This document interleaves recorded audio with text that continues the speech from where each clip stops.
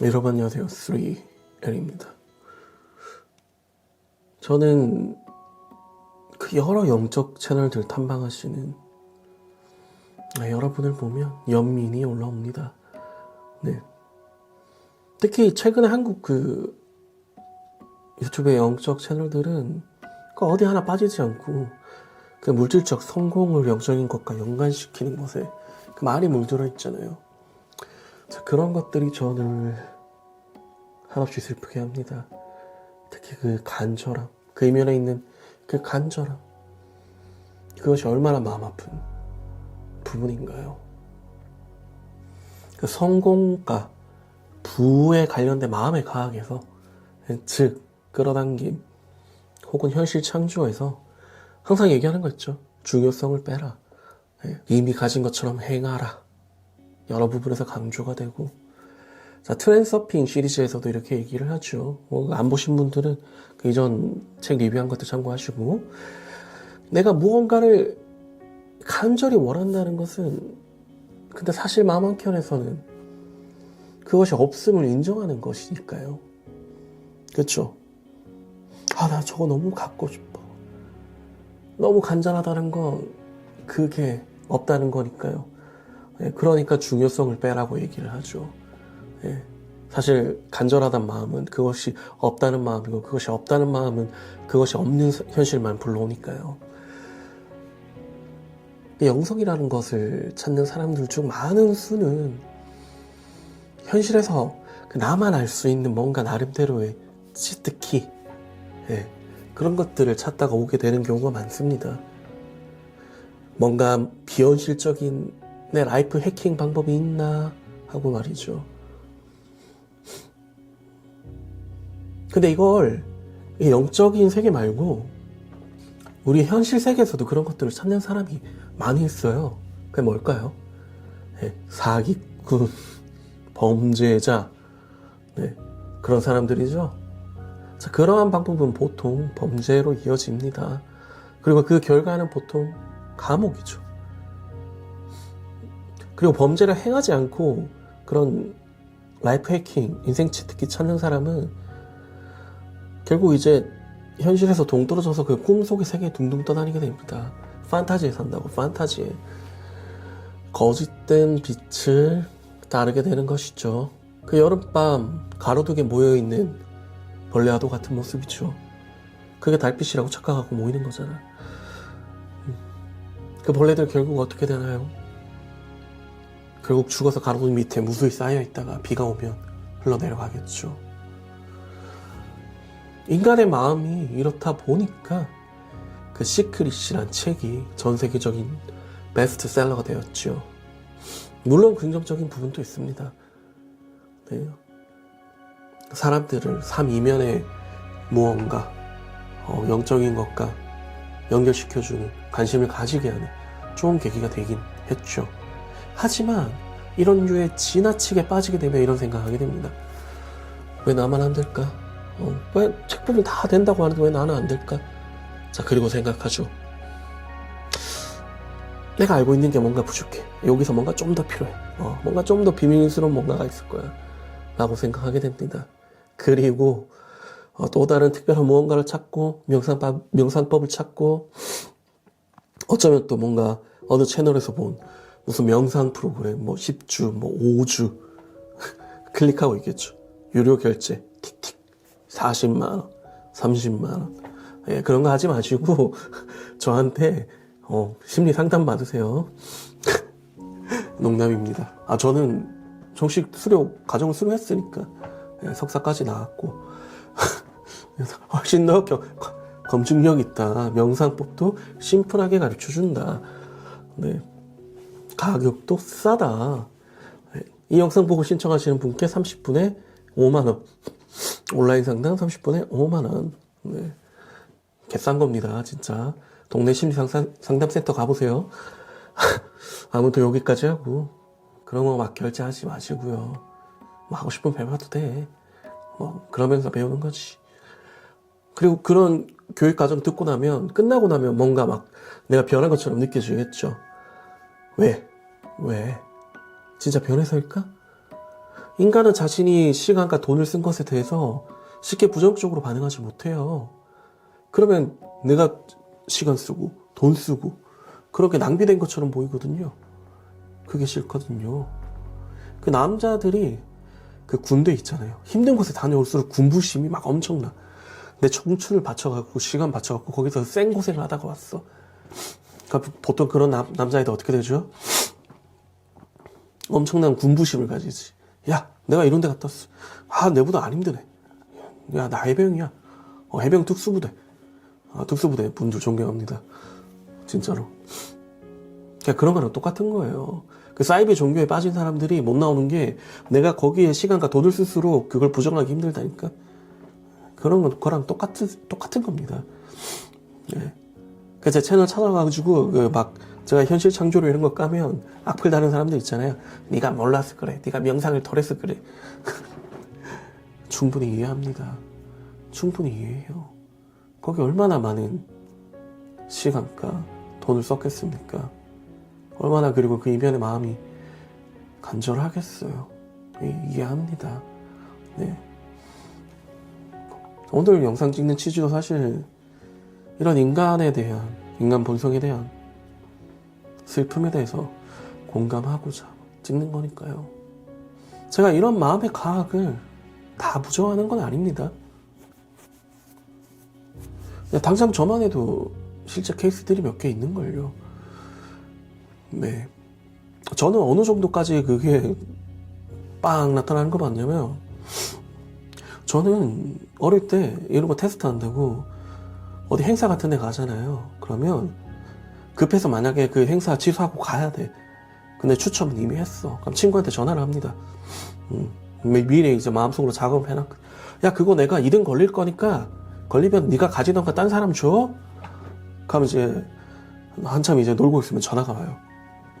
20대 때인데, 야, 그거 진짜 걸렸다 이러면서 그 옆에 있는 사람 줘버려. 이런 적이 있습니다. 한 두세 번 있어요. 두세 번 있어요. 그 막 20대 청춘 때 그 데이트하면, 저도 막 여자친구 있고 할 거 아닙니까? 데이트하는데 데이트 비용이 없어요. 용돈으로 택도 없어. 알바도 하는데 너무 많이 썼어. 저는 알바 이것저것 다 해봤습니다. 그러면 어떡하지 이러면서 한 보름 정도 50만 원이 딱 내 손에 쥐어진 거예요. 상상했어. 그러니까 갑자기 친구 차 타고 가고 있는 뒤에서 차가 박네? 합의금은 50을 주네? 아리가또. 그래서 제가 실제로 해봤다고요. 근데 그래서 제가 도둑 얘기하는 거예요. 그러다니 현실창조 다 부정하는 건 아니에요. 부처도 예수님도 의식이 물화되는 기적을 많이 보여줬죠. 네. 하지만 그 배경을 알면 그게 결코 인간의 영역에서 쉽게 할 수 없는 부분이라는 것을 알 수밖에 없어요. 그럼 너는 어떻게 했냐? 저는 그때 절대로 과하게 심리 내면의 저항 올라오게 그런 수준으로 그걸 하지 않았어요. 그런 것들은 내가 진짜 원하는 진짜 제대로 된 뭔가 삶에서 성취를 이루려면 공부도 하고 시간도 쓰고 행동도 하고 다 해야 돼요. 남들은 그렇게 얻는 걸 당신이 공짜로 얻으려면 그거는 사기야. 뭐 이벤트 당첨되는 것도 이런 것들 저는 어떤 마음 했냐면 남 주는 마음으로 했어. 그러니까 되지. 네. 그리고 그게 뭐 얼마나 큰 거야. 커봤자 뭐 플레이스테이션 뭐 이런 건데 뭐 그게 뭐 누구한테는 엄청 큰 거겠지만 사실 아무것도 아니잖아. 근데 우리가 막 바라는 거 막 인생에서 막 내가 막 남들 위에 저 위에 올라가고 막 돈 막 끊임없이 들어오고 그러니까 물어볼게요. 왜 당신에게 그런 특혜를 줘야 되는데? 똑같이 물질세계 게임하러 왔는데 왜 당신에게 그런 특혜를 줘야 되는데? 그렇게 물어보고 싶어요.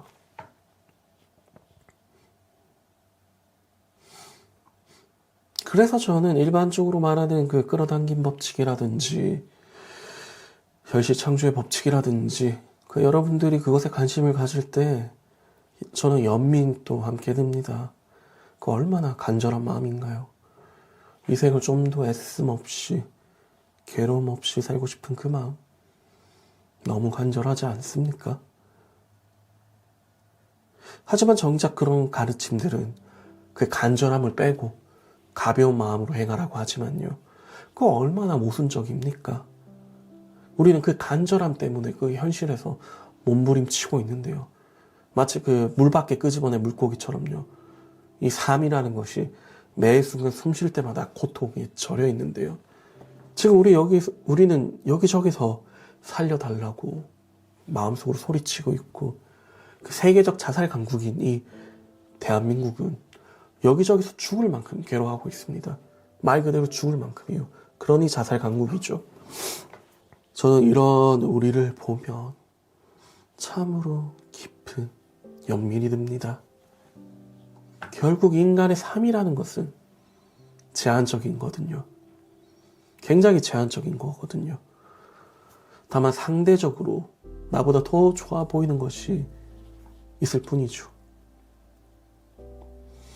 제가 왜 연민이 들 수밖에 없는지 좀 더 설명을 해볼게요. 다들 윌리엄 셰익스피어 아시죠?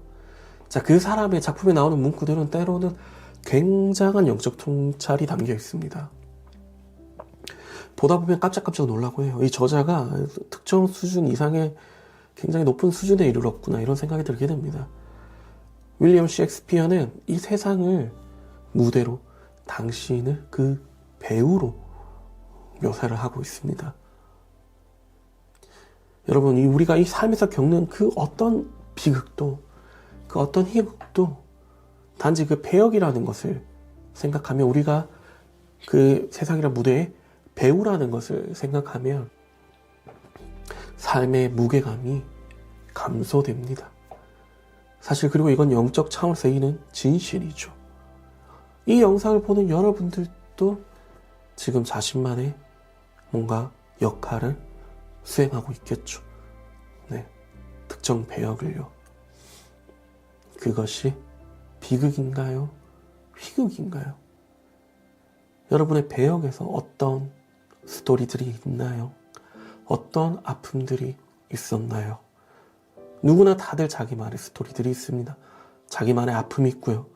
다들 처절하게 자신만의 배역들을 연기하고 있습니다. 다만 그것이 배역인지 모르고 너무나 처절하게 말이죠. 하지만 언젠가는 반드시 인생이란 무대에 막이 내리고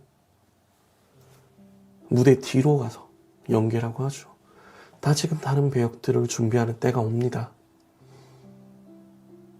그리고 소위 오래된 영혼, 지나치게 많은 배역을 소화한 영혼들 같은 경우에는 이 지긋지긋한 무대의 실증을 느끼기도 하죠. 이 지긋지긋한 무대예요. 그래서 소위 말하는 해탈 혹은 깨달음이라는 것에 관심을 가지게 됩니다. 혹시 제 영상을 보는 당신도 그런가요? 세상에 대한 당신의 욕망이 점점 사그라들고 있나요? 근데 그것은 잘못된 것이 아닙니다. 다음 단계를 위한 준비이지요. 그리고 아이러니컬하게도 마음의 힘으로 나의 주변을, 나의 현실을 변화시키는 것에는 이런 초탈함이 기본 전제입니다. 내가 무언가를 이렇게 쥐려면 간절함으로 이 가득 찐 손에 힘을 풀고 이렇게 놓을 때 새로운 것을 쉴 수 있는 거죠. 그게 무엇이든 말이죠. 이 지긋지긋한 지구 학교를, 당신의 인생을 졸업하는 것을 준비해야 되지 않겠습니까? 우리가 사는 이번 생이 별 탈이 없고 기쁨이 많은 생이라도 사실 이것은 다음 생의 고통을 위한 발판일 수도 있어요. 그 반대일 수도 있고요. 이원성의 진자 속에서 고통, 기쁨 왔다 갔다 왔다 갔다, 기뻤다가 괴로웠다가 왔다 갔다 하면서 당신은 배움도 없지만 이 과정 속에서 소모도 많이 됩니다. 어차피 우리가 이것이 하나의 배역이고 막이 탁 내리면 다른 배역으로 나타나야 한다면 무엇을 위해 그렇게 눈에 불을 켜고 간절히 아둥바둥 살아내야만 할까요? 그것이 의미 없다는 것은 아닙니다. 다만 그것에 대한 진정한 의미를 우리는 다시 생각해 볼 필요가 있습니다. 이 과정 자체가 너무 괴롭잖아요. 왔다 갔다 하는 그 과정 자체가요. 영원한 기쁨도 없고 영원한 고통도 없고 얼마나 괴롭습니까? 뭔가 간절히 원하고 그것을 지려고 애쓰고 그거 얼마나 괴롭습니까? 안 그래요? 그러니 제가 이 영성이라는 것, 뭔가 특별한 방법을 찾는 것, 그러는 제 자신, 우리들에게 연민을 가질 수밖에 없는 겁니다.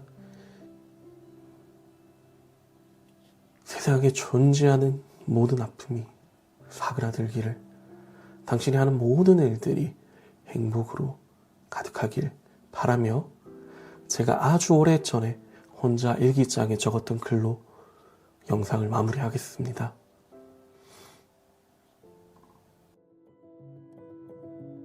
우리는 외롭다고 한다.